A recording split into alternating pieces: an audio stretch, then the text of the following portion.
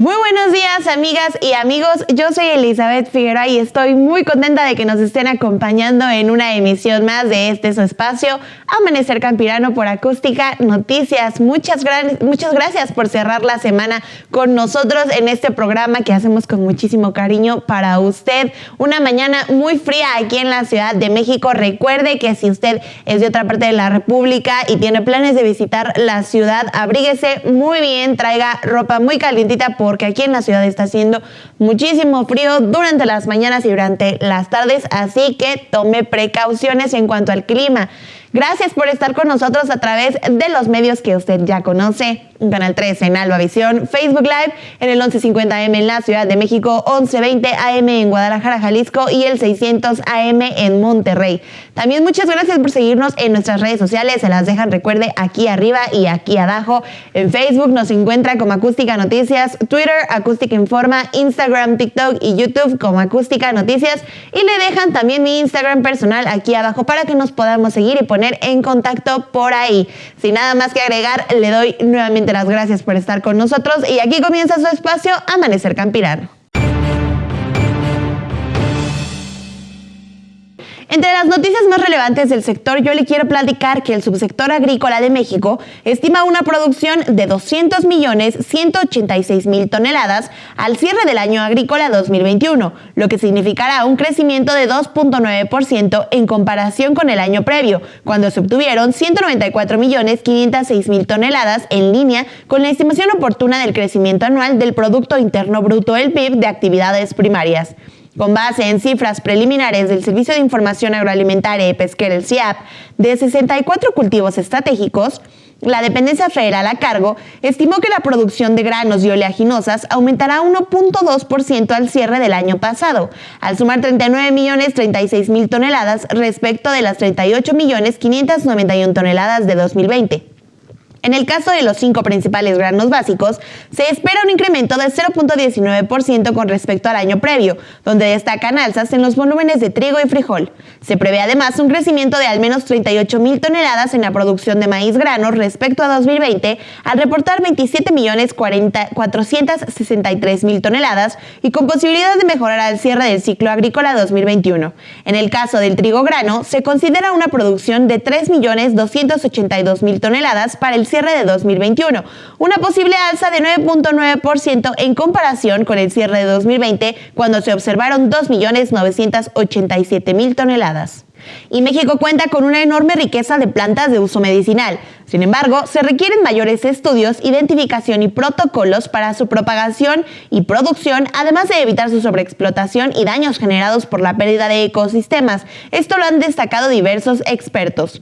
Lo anterior lo destacaron especialistas al participar en el programa Diálogo del Instituto Nacional de Investigaciones Forestales, Agrícolas y Pecuarias, el INIFAP. Nuestro país tiene una amplia riqueza florística y ocupa el segundo lugar mundial en el registro de plantas de uso medicinal después de China. Esto lo resaltó la maestra de Ciencias Balbina Vázquez Benítez. Señaló que el 90% de la población mexicana ha usado o usa alguna planta medicinal. Sin embargo, solo el 5.0% de las especies cuenta con estudios científicos, por lo que muchas se usan, pero se desconoce si en realidad sirven para determinado fin. La investigadora de la Facultad de Estudios Superiores, la FE Zaragoza, de la UNAM, señaló que el Instituto Mexicano del Seguro Social tiene documentadas 3.000 especies de plantas medicinales, a pesar de que en México se cuenta con 4.500. Se estima que se comercializan alrededor de 250 especies nativas y exóticas, y en su mayoría provienen del medio silvestre, lo que recae en la necesidad de tener planes integrales de establecimiento en protocolos para su propagación y producción con el fin de ampliar la biodiversidad. Señalaron que se requieren planes formales para la identificación, propagación y plantación, aunque cuando se tiene un aprovechamiento sustentable, las plantas llegan a perder algunos de sus activos curativos.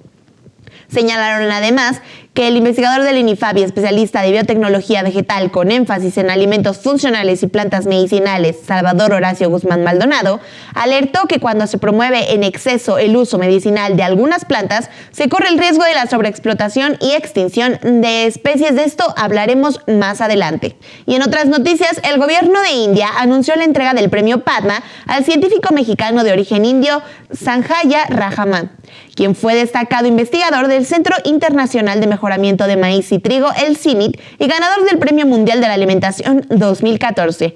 Los premios Padma, instituidos en 1954, son el mayor reconocimiento que otorga el país asiático a civiles por logros y contribuciones a la sociedad, y son otorgados por el presidente de la India en un acto ceremonial con motivo del Día de la República cada año. Con el reconocimiento se honra a quienes han contribuido de forma excepcional a la sociedad de la India en campos como el arte, educación, industria, literatura, deporte y ciencia. Y este año, por ejemplo, también son reconocidos los científicos que en aquel país contribuyeron al desarrollo de la vacuna anti-COVID. La decisión de reconocer al Dr. Rajaram fue tomada por un comité de selección cuya recomendación fue sostenida a la aprobación del primer ministro y del presidente de India. De común acuerdo, se decidió otorgar la distinción al investigador de forma póstuma por su notable contribución al sector agrícola de aquel país.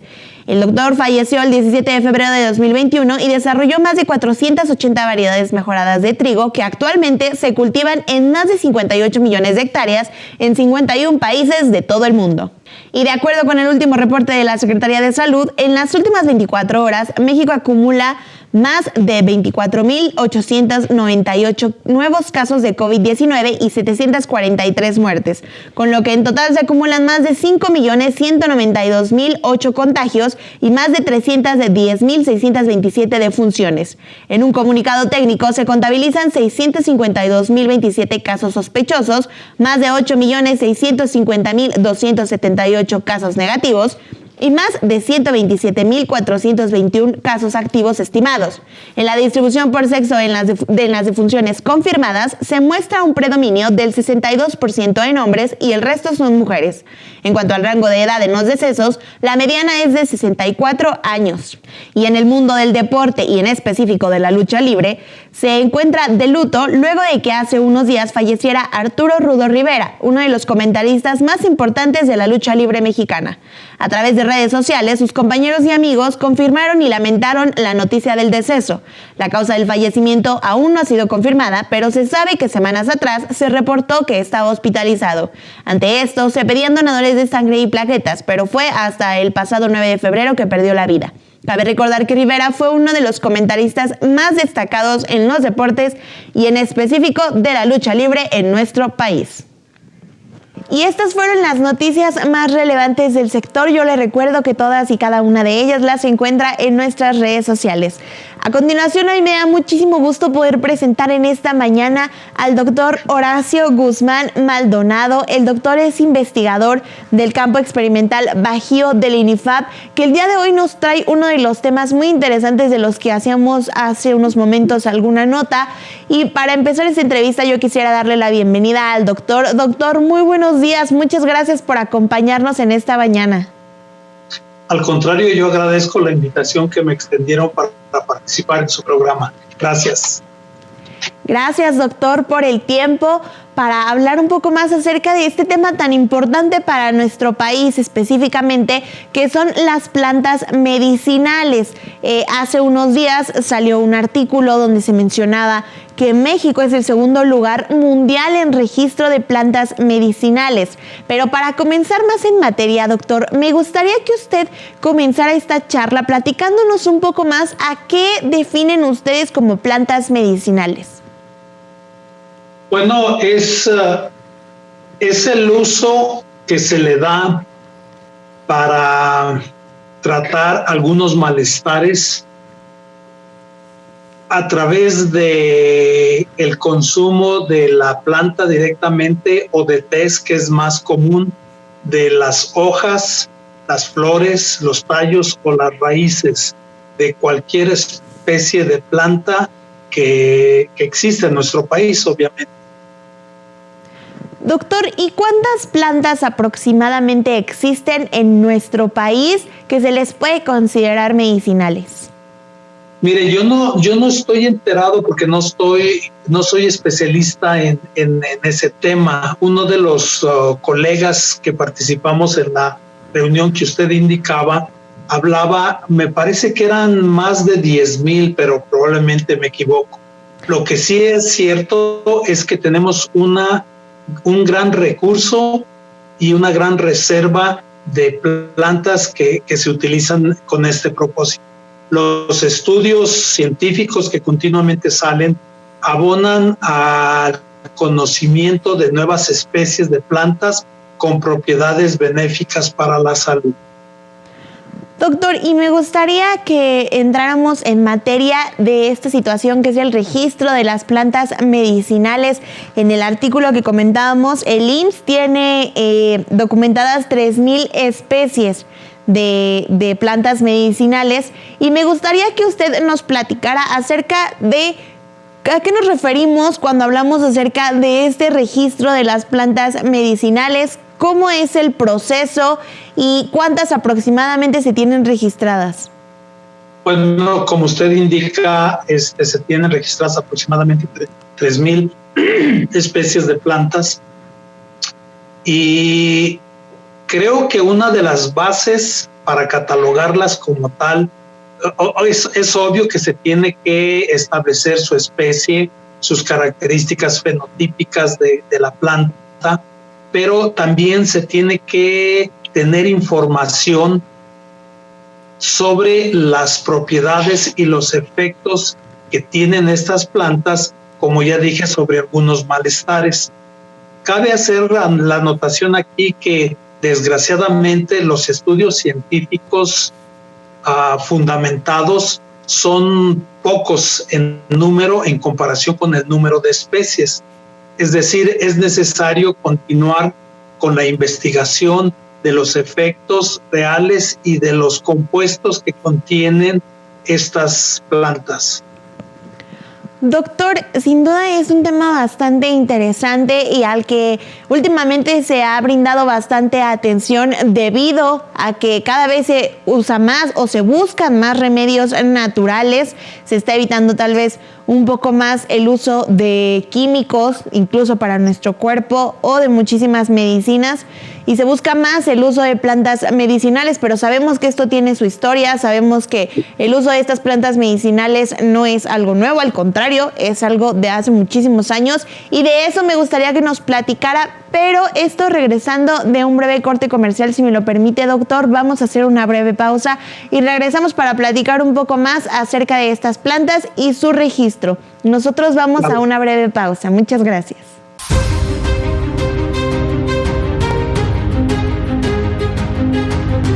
Nosotros estamos de vuelta aquí en su espacio Amanecer Campirano por Acústica Noticias. Nosotros seguimos en entrevista con el doctor Horacio Guzmán Maldonado. El doctor es investigador del campo experimental de Bajío del INIFAP, y el día de hoy nos está hablando un poco más acerca del registro de las plantas medicinales, y por supuesto también nos habla un poco más acerca de las mismas y, claro está, de sus beneficios. Doctor, muchísimas gracias por continuar con nosotros.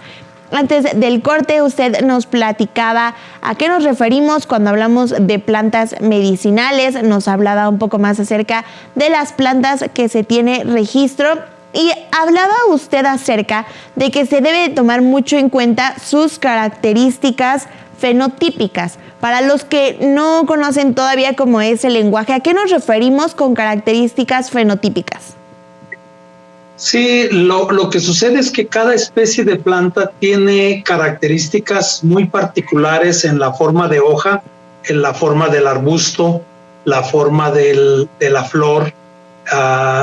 Ese tipo de cosas ayudan a definir una especie, entre otras cosas, obviamente, ¿no? Y hay estudios genéticos que se realizan en muchos campos para definir mucho mejor una especie. Pero básicamente es eso, ¿no? Porque a veces puede haber confusiones.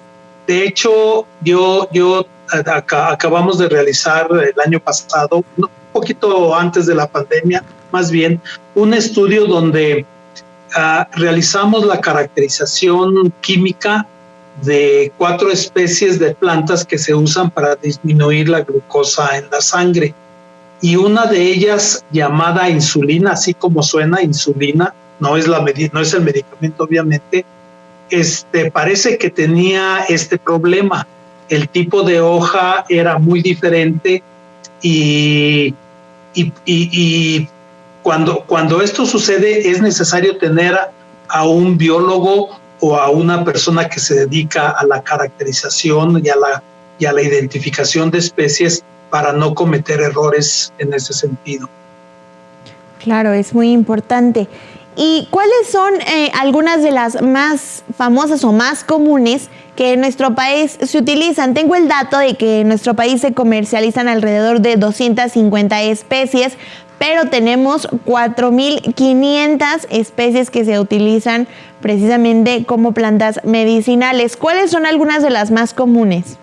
Mira, lo que yo he hecho en el laboratorio y en mi grupo de investigación, nos hemos abocado básicamente a la manzanilla, a la insulina, ya hay 4 diferentes plantas, a la stevia, a la chaya, a la moringa, pero realmente el número es muy grande. Por ahí publicamos hace 1 año, hace 2 años, un pequeño folleto con la intención de dar a conocer algunas de las especies que más se utilizan en México.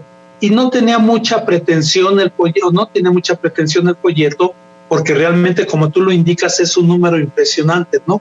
Pero en mi experiencia, pues nos hemos involucrado en estas especies, sobre todo por la limitación en los recursos financieros para llevar este tipo de investigaciones, y hemos estado haciendo estudios, como ya te indiqué, en ver el efecto sobre la disminución de la glucosa en la sangre, que es uno de los grandes problemas y las grandes enfermedades de nuestro país. Y también por ahí trabajamos con una especie, la moringa, para ver su efecto antiinflamatorio que tiene el consumo de té de esta planta. Y doctor, justo esto que nos menciona es muy importante, las limitaciones a la hora de hacer las investigaciones, porque sabemos que profesionales hay en nuestro país, sabemos que el conocimiento está, pero ¿cuáles son algunos de los problemas que más han impactado a la hora de la investigación en cuanto a las plantas medicinales? Sí, yo creo que, uno es el interés oficial sobre las plantas medicinales. El Seguro Social ha tenido mucho interés en hacer investigaciones en ese sentido. El Hospital Salvador Subirán también lo ha hecho, nosotros, algunas otras universidades con las que colaboro inclusive, pero al final creo que se sigue viendo como una cosa folclórica de nuestra cultura. Mientras no haya estudios extensos, científicos, para realmente definir los efectos que tienen estas plantas, creo que es el uso de las plantas medicinales seguirá a ese nivel. Sin duda, problemas que se deben de centrar bastante en atención. Así es, y obviamente es la necesidad de que se destinen fondos para poder realizar estas investigaciones que normalmente pues no son baratas, y la otra cosa es que una investigación seria puede llevar 3, 4, hasta 5 años, ¿no? Y a veces eso desespera al sector cuando no captan la necesidad de llevar a cabo ese tipo de estudios y usar tanto tiempo para dar resultados. Y justo eso le quería preguntar, ¿cuánto tiempo aproximadamente llevan estudiando? Nos mencionaba algunas de las más comunes, que nos mencionaba la stevia, la manzanilla, la moringa. En el caso, por ejemplo, de la moringa, ¿cuánto tiempo aproximadamente llevan estudiándola? Mira, yo dejé de estudiar la moringa hace 3 años o 2 años, precisamente por eso, porque el proyecto concluyó, pero alcanzamos a analizar, estuvimos estudiando la moringa por 3, 4 años. Hay muchos grupos, o hay varios grupos en el mundo inclusive, que la están estudiando. Y esta fue una de las que demostramos y publicamos los resultados del efecto antiinflamatorio que tiene, un efecto real, pues, que pudimos, como ya dije, corroborar dicha situación.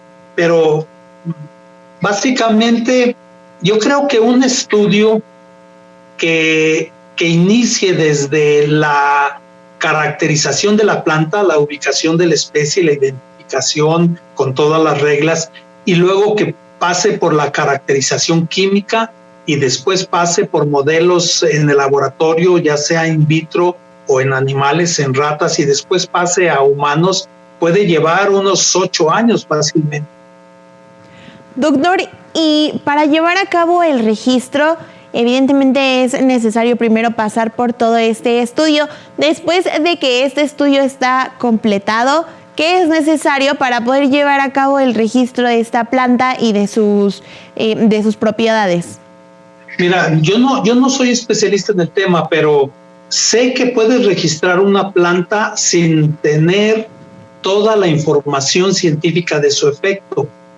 Lo que yo he dicho en varios foros es que las plantas medicinales que hoy utilizamos vienen porque han sido seleccionadas a través de los siglos. Como tú lo indicaste, desde la época precolombina ya se usaban las plantas, teníamos una riqueza en el uso de plantas medicinales. Y las que hoy tenemos han pasado ese filtro de los siglos y se siguen utilizando, primero porque no causan efectos secundarios, o sea, no me mareo, no me desmayo, no me duele el estómago ni la cabeza, y segundo, a mí me ayuda en el malestar que tengo, y muchas veces ese es el primer principio o la primera base para aceptar que una planta es medicinal. Hasta donde sé, entiendo que tú la puedes registrar identificando la especie, estableciendo sus características, como ya indiqué, del tipo de hoja, del tipo de flor, su época de producción, etcétera, etcétera. Y no tiene que llevar la información sobre su caracterización química o estudios científicos sobre el efecto real de la planta. Profesor, ¿y quiénes intervienen en todos estos estudios y en los equipos de trabajo que usted ha tenido a lo largo de los años? ¿Quiénes han intervenido y cuáles han sido las instancias? Bueno, yo trabajo en un grupo de investigación y está involucrada la Universidad de Aguascalientes, el Tecnológico de Celaya, el Tecnológico de Roque aquí en Celaya también, la Universidad de Guanajuato, la Universidad de Querétaro en algunas de sus escuelas y facultades. Y finalmente, pues conformamos un grupo con diferentes especialidades, desde matemáticos, médicos. Hemos trabajado con la Facultad de Medicina de la Universidad de Guanajuato, toxicólogos, especialistas en aquellos técnicos que trabajan con animales, obviamente, con células. Los grupos científicos hoy en día son multidisciplinarios porque es la mejor manera de que un proyecto tenga mejores resultados y se complemente de una manera eficiente y eficaz.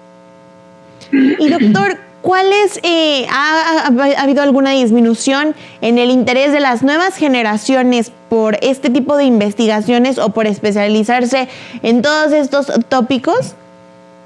Yo creo que nuestro país está sufriendo de la fuga de cerebros, que no es ninguna novedad, y segundo, de toda la información que se ha dado contradictoria en muchas ocasiones sobre cómo se está manejando el CONACYT, que ese es un asunto político que yo no tengo nada que ver. Pero lo que yo observo es la reducción en jóvenes que quieren hacer posgrados en ciencia. Y muchas veces se debe a la voz popular de que no hay fuentes de trabajo, de que es difícil encontrar, de ese tipo de cuestionamientos, ¿me explico? Entonces, a lo que yo vivía hace 20 años, cuando yo iba a un grupo de estudiantes de posgrado donde había 20, 25 muchachos, hoy encuentra uno, 5, 10, entonces sí se ve una disminución. Y luego la otra cosa es lograr que el joven se interese, porque finalmente uno como investigador respeta el atractivo del joven, qué es lo que le gusta a él. qué es el campo al que quiere dedicarse, ¿no? Y el que llega con interés de estudiar las plantas medicinales, pues es bienvenido, ¿no? Aunque yo tengo otros intereses de investigación. Pero sí, no hay tanto interés realmente. En mi especialidad hay más quienes se encaminan hacia los alimentos funcionales, básicamente. Doctor, pues sin duda es un tema que nos da para muchísimo hablar. Desgraciadamente se nos ha acabado el tiempo, pero vamos a seguir muy al pendiente acerca de este tema y de todo lo que se está realizando alrededor de las plantas medicinales, que es sin duda alguna uno de los temas más importantes en materia biológica para nuestro país. Doctor, yo le agradezco muchísimo su tiempo. Reitero mi agradecimiento y estoy a sus órdenes cuando ustedes así lo consideren. Muchísimas gracias. Gracias, doctor. Él fue el doctor Horacio Guzmán Maldonado y nos habló acerca de las plantas medicinales. Nosotros vamos a una breve pausa y volvemos aquí en su espacio Amanecer Campirano.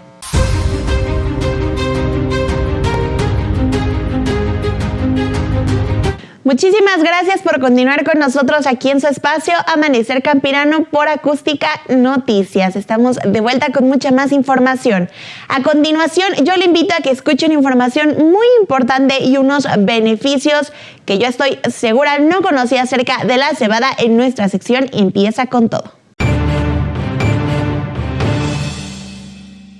Como le mencionaba, el día de hoy vamos a platicar un poco más acerca de la cebada. ¿Qué es la cebada? Bueno, pues es una planta anual que pertenece a la familia de las gramíneas. A su vez, es un cereal de gran importancia tanto para animales como para humanos y es el quinto cereal más cultivado en todo el mundo. La cebada, como se lo mencionaba, es un cereal de los conocidos como cereal de invierno.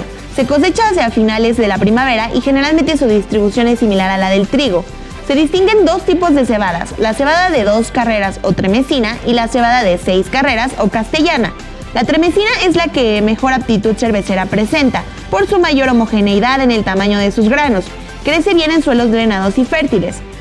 La raíz de esta planta es fasciculada y en ella se pueden identificar raíces primarias y secundarias.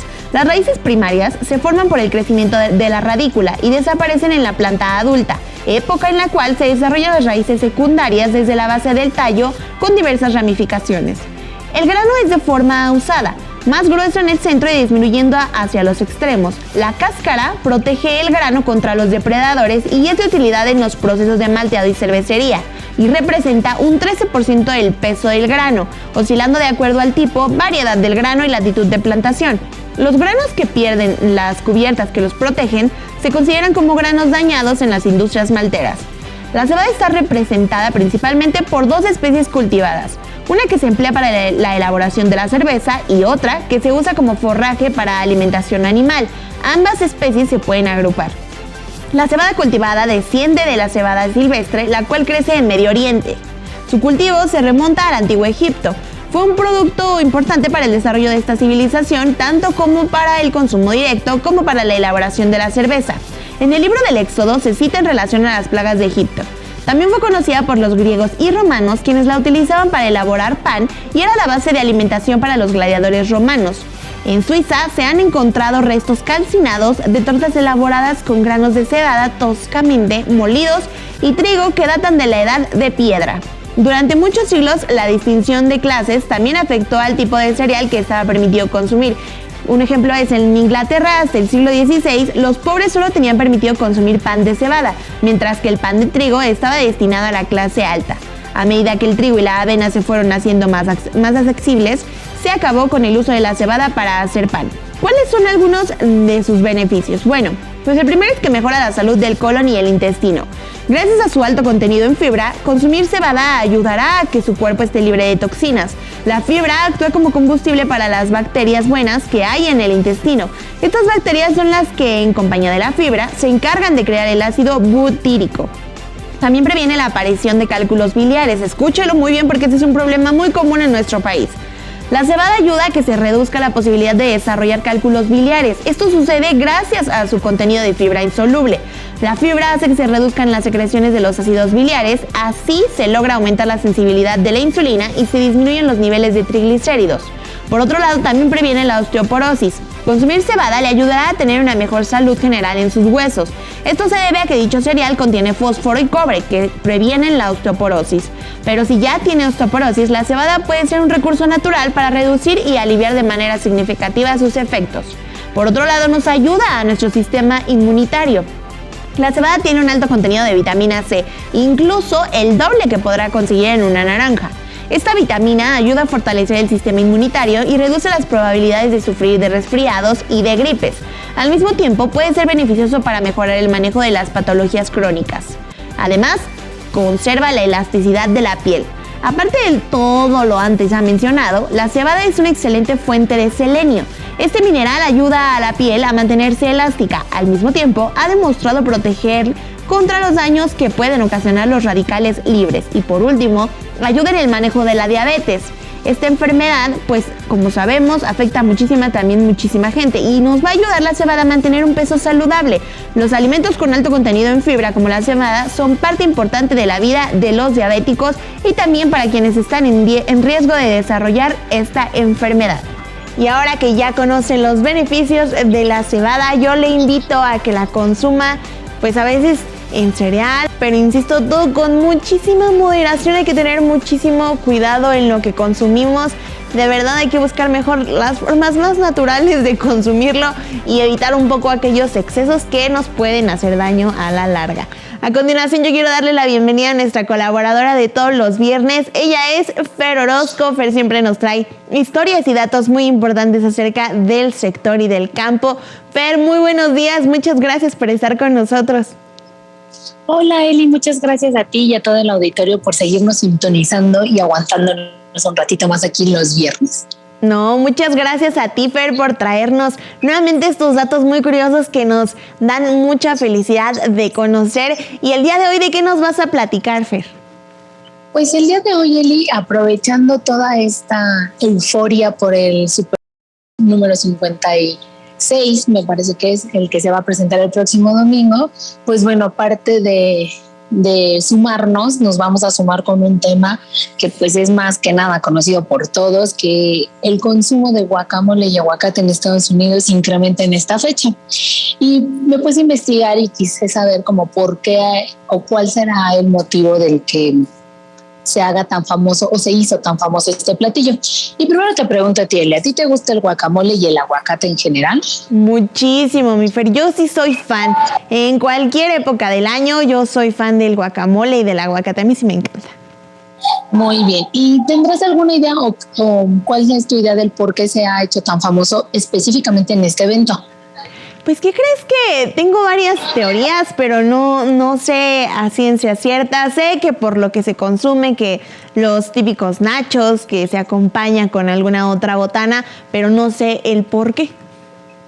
Muy bien, Eli. Pues mira, yo también asumían varias cosas, pero justamente la Agencia de Mercadeo y de Consumo de Estados Unidos, Nielsen, establece o considera que el aumento del guacamole o el aumento de este consumo específicamente en el Super Bowl es por la multiculturalidad que existe dentro de este país. Todo es bien sabido que la migración en Estados Unidos ha conformado el país y que existen muchas personas que vienen de muchísimos lados. Entonces, el guacamole es un platillo mexicano y pues hay muchos paisanos de nosotros por allá. Entonces, pues ellos han ido permeando y degustando dando a degustar a todos por allá qué rico es el guacamole. Entonces, pues es así que se ha vuelto tan famoso, tan rico y tan degustado por estas fechas. Y es en un evento deportivo sumamente importante, un evento deportivo en donde de verdad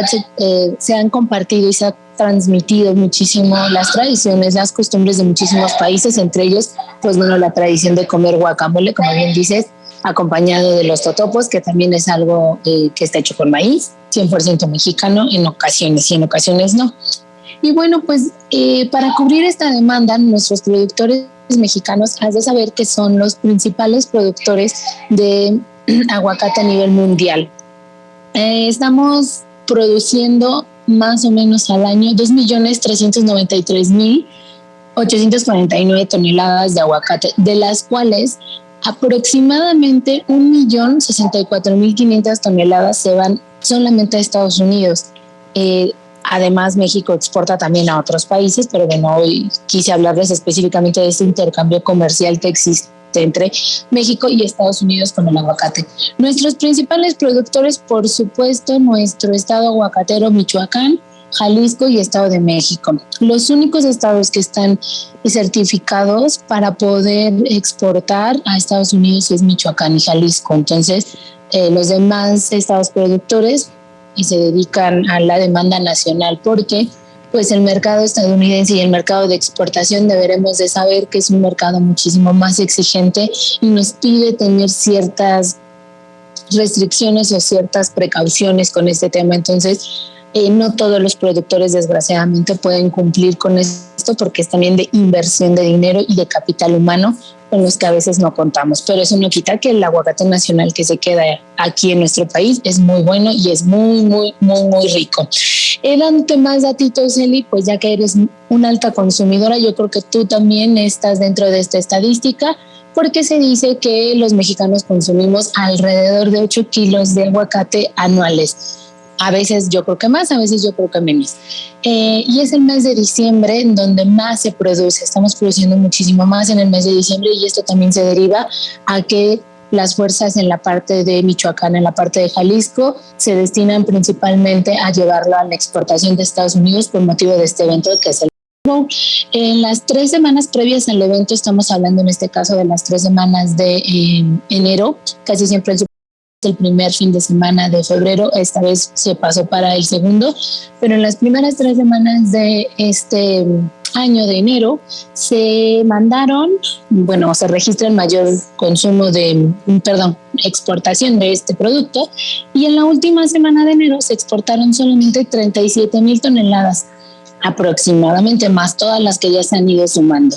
Y casi para terminar, Eli, me gustaría darte algunos datitos curiosos que tenemos entre el aguacate mexicano y el evento. En primera instancia, quiero decir que durante 20 años México no mandó aguacate a Estados Unidos porque no estábamos certificados. La importancia de la inocuidad y la sanidad de nuestros alimentos, y de lo que les comentaba de que son mercados muchísimo más exigentes. Entonces fue de 1914 a 1997, más o menos ya habíamos nacido por ahí, en donde México no exportaba porque consideraban que era un riesgo para la agricultura de Estados Unidos. No se había establecido que el gusano barredor, que es una de las principales plagas del aguacate, no se encontraba presente en el territorio mexicano. Fue en 1997 que el APAM en el estado de Michoacán ya por fin logra darse de alta o verificar que no se cuenta con ninguna plaga, específicamente con esta, y entonces Michoacán es por eso el que abre mercado en Estados Unidos y actualmente pues cubre las necesidades. Y en el 2005, Eli, los productores mexicanos acceden ya a los 50 países de Estados Unidos para poder exportar el producto, lo cual lo hace fantástico, incluyendo California, que es un dato importante a resaltar porque es el estado en el que más produce aguacate allá en Estados Unidos, y ellos también están importando. Y bueno, pues al final un dato muy importante, Eli, que sí me gustaría decírtelo porque fue todo un acontecimiento para... Sí, ay, perdóname, te nos traes de repente, pero quería decir que sí, en el 2000. Sin duda alguna, uno de los productos más importantes para nuestra nación en estos tiempos, sobre todo en estos días, y sobre todo, insisto, para Estados Unidos en las exportaciones y en la economía nacional. Mi Fer, yo te agradezco muchísimo estos datos que nos trajiste el día de hoy acerca del aguacate, por supuesto, y de todo lo que se produce para estas fechas en el Super Bowl. Muchísimas gracias a ti, Eli, por este espacio. Les mando un fuerte abrazo y un beso, y hay que seguirnos cuidando. Muchas gracias, Fer. Ella fue Fernanda Orozco y nos trajo unos datos muy interesantes acerca del aguacate y su exportación para este evento deportivo. Nosotros vamos a una breve pausa comercial y volvemos aquí en su espacio Amanecer Campirano.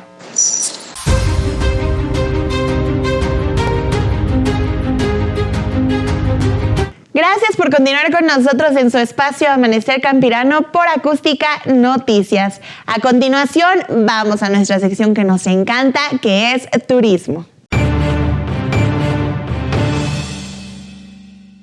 El día de hoy les voy a platicar acerca de un lugar hermoso en Tlaxcala, porque insisto, Tlaxcala sí existe y tiene lugares preciosos. Y hoy vamos a hablar acerca de Calpulalpan. Calpulalpan es un municipio del estado de Tlaxcala que cuenta con 44,807 habitantes y es cabecera de la ciudad de Calpulalpan. Limita al norte con el estado de Hidalgo, al sur con Nanacamilpa, al oriente con Lázaro Cárdenas y al poniente colinda con el estado de México. Está situada a 2,580 metros sobre el nivel del mar en las estribaciones de la Sierra Nevada y a orillas del arroyo Calpulalpan.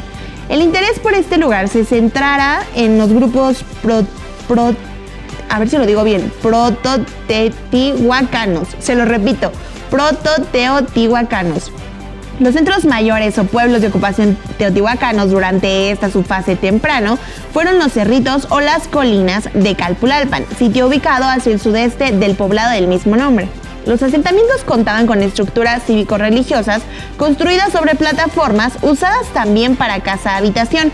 Sobre esas plataformas levantaron estructuras arquitectónicas con una altura de 4 metros en promedio, imagínenselo.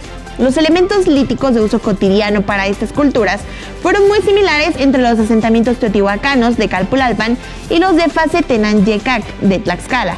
Esto con la característica de que ambos grupos usaron la obsidiana de color verde con mayor preferencia sobre otras rocas. Estos son algunos de los datos de las primeras culturas de estos asentamientos.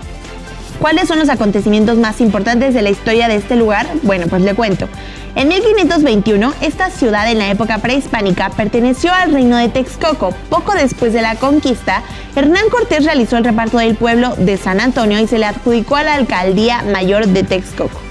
A partir del mes de diciembre de 1786, Calpulalpan formó parte medular de la independencia de México y en 1824 forma parte integral de México.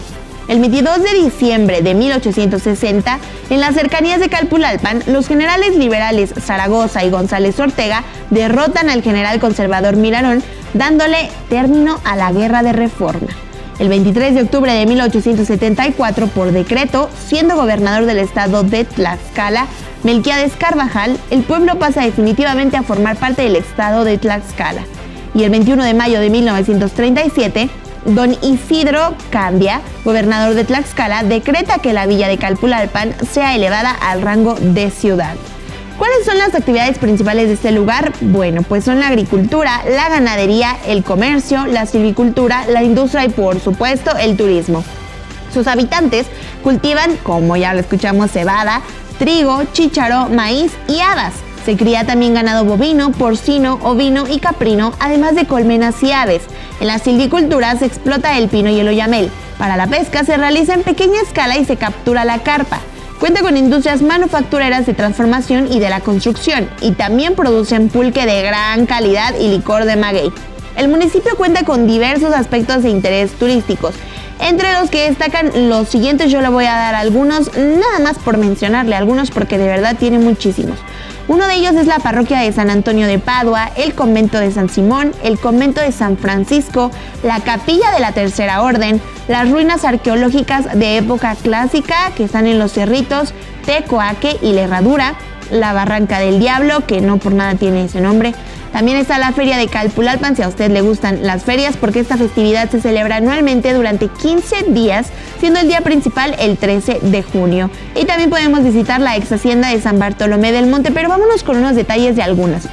En el convento de San Simón y San Judas y parroquia de San Antonio de Padua. La iglesia y el convento de Calpulalpan se encuentran bajo la advocación de San Antonio de Padua, San Simón y San Judas. Aunque aparecen esculpidos en la fachada de la iglesia sobre el tercer cuerpo, han quedado olvidados a pesar de ser los nombres cristianos de aquella población. Como le mencionaba, también está la capilla de la Tercera Orden, que conserva el retablo y los altares laterales neoclásicos, así como esculturas antiguas de santos que dan unas fotos impresionantes. A un costado se encuentra una pequeña capilla destinada al culto de la Virgen María, en cuyo interior se aprecian los muros y el cielo rasgos son con decoraciones de principios del siglo. También está la zona arqueológica Yehualica, que se ubica en el extremo norte de la Sierra Nevada, dentro de los límites del municipio perteneciente a Calpulalpan. Este sitio arqueológico está asentado sobre la cima del cerro homónimo, del que es uno de los palacios de Nezahualcóyotl. El cerro es una meseta boscosa de apariencia plana con pequeños valles cultivados y montículos naturales de escasa altura, y la pendiente del terreno es de 14 grados rumbo norte. También está la zona arqueológica La Herradura. Esta es diferente a la anterior que ya le mencionaba. Es heredera de la cultura teotihuacana. Antes de ser habitada, la región noreste del actual estado de Tlaxcala, esta representó para la gente que habitaba la cuenca del Valle de México y otros grupos prehispánicos una zona importante de paso o corredor que permitía transitar hacia el Golfo y sur de Mesoamérica con fines de intercambio comercial. Una zona arqueológica más es la de Tecuaque. Tecuaque es un sitio arqueológico culturalmente ligado al dominio y expansión de Teotihuacán, el cual atravesó una considerable porción del norte del actual estado de Tlaxcala y fue por donde transitaban sus comerciantes rumbo al sureste de Mesoamérica. Hay muchísimos lugares que visitar en este lugar. De verdad, hay sitios hermosos en el estado de Tlaxcala que yo le invito a que se dé una vuelta por este lugar, Calpulalpan, y además usted puede visitar otros municipios del estado que yo sé le van a encantar. Recuerde que ya le hemos hablado de algunos en emisiones pasadas, y si no los recuerda puede visitar nuestras redes sociales donde va a encontrar información de cada uno de ellos. A continuación vámonos con unos datos muy curiosos en nuestra sección ¿Sabías qué? El día de hoy vamos a platicar un poco más acerca de la producción que se da en el estado de Campeche. El estado de Campeche cuenta con 1.618.000 habitantes y ocupa el 2.9% del territorio nacional. De las personas que laboran en el sector primario, 69.3% se dedican a la agricultura, 22% se dedican a la ganadería y el 8.7% se dedican a la pesca. En producción agropecuaria y pesquera, en 2020, nada más en 2020, se tuvo 2.382.531 toneladas. Se lo repito, esto en producción agropecuaria y pesquera. ¿Cuáles son sus principales productos? Bueno, en la agricultura está el maíz grano, la caña de azúcar y la soya. En productos ganaderos está la carne de bovino, ave y porcino. Y para los productos pesqueros encontramos pulpo, camarón y róbalo. ¿Cuál es la actividad agrícola principal? Bueno, pues aquí se da en los municipios con mayor superficie sembrada, y es el Opelchen, Champotón y por supuesto Campeche. Todos sus municipios cuentan con denominación de origen de chile habanero riquísimo. Y además también encontramos actividad pecuaria. Cuenta con un inventario ganadero de, escúchelo bien, 664.000 cabezas de bovino, 112.000 de porcino, 188.000 de ovino, 8.000 de caprino, 2.075 de ave y 137.000 de guajolote, pero también podemos encontrar 269.000 colmenas de abeja, ¿lo puede creer? Y en cuanto a la actividad pesquera, es el octavo mayor productor a nivel nacional y cuenta con 97 unidades de producción pesquera y 16 puertos.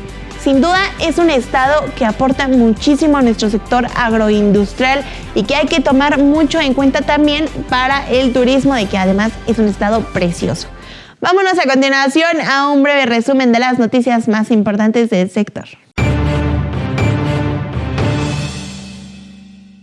Le cuento que el subsector agrícola de México estima una producción de 200.186.000 toneladas al cierre del año agrícola 2021, lo que significará un crecimiento de 2.9% en comparación con el año previo, cuando se obtuvieron 194.506.000 toneladas, en línea con la estimación oportuna del crecimiento anual del PIB de actividades primarias.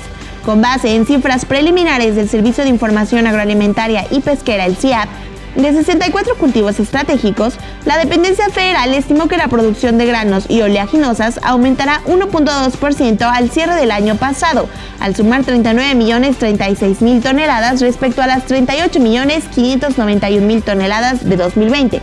En el caso de los 5 principales granos básicos, se espera un incremento de 0.19% con respecto al año previo, donde destacan alzas en los volúmenes de trigo y frijol. Y México cuenta con una enorme riqueza de plantas de uso medicinal. Sin embargo, se requieren mayores estudios, identificación y protocolos para su propagación y reducción, además de evitar su sobreexplotación y daños generados por la pérdida de ecosistemas. Esto lo han destacado diversos expertos. Lo anterior lo destacaron especialistas al participar en el programa Diálogo del INIFAP. Nuestro país tiene una amplia riqueza florística y ocupa el segundo lugar mundial en el registro de plantas de uso medicinal, después de China. Esto lo resaltó la maestra de Ciencias Balbina Vázquez Benítez. Señaló que el 90% de la población mexicana ha usado o usa alguna planta medicinal, sin embargo, solo el 5.0% de las especies cuenta con estudios científicos.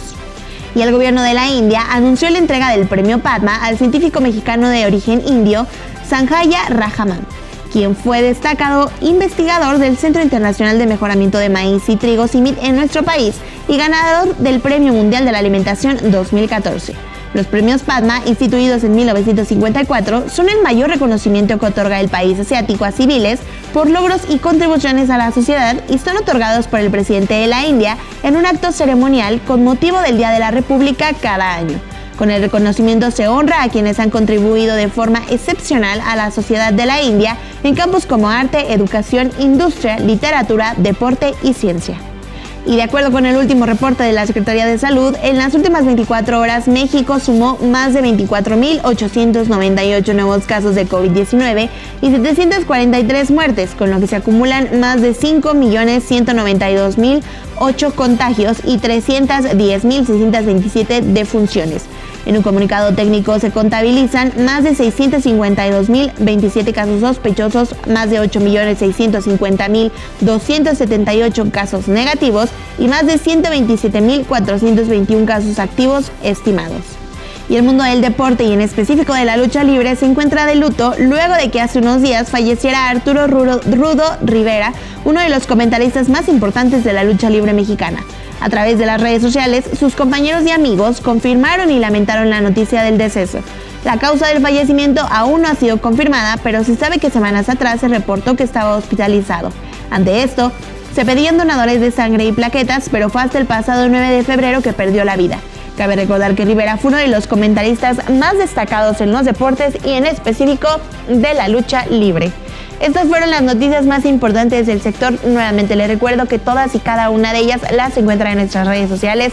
En Facebook nos encuentra como Acústica Noticias, Twitter Acústica Informa, Instagram, TikTok y YouTube como Acústica Noticias. Yo soy Elizabeth Figueroa y en nombre de todos los que hacemos posible este espacio informativo, le doy las gracias por habernos sintonizado una semana más en este espacio que de verdad hacemos con muchísimo amor para todos y cada uno de ustedes. Esperamos que haya pasado una hora muy amena al lado de nosotros y le invitamos a que nos sintonice por los mismos medios la próxima semana en este su espacio Amanecer Campirano por Acústica Noticias. Que tenga un excelente día.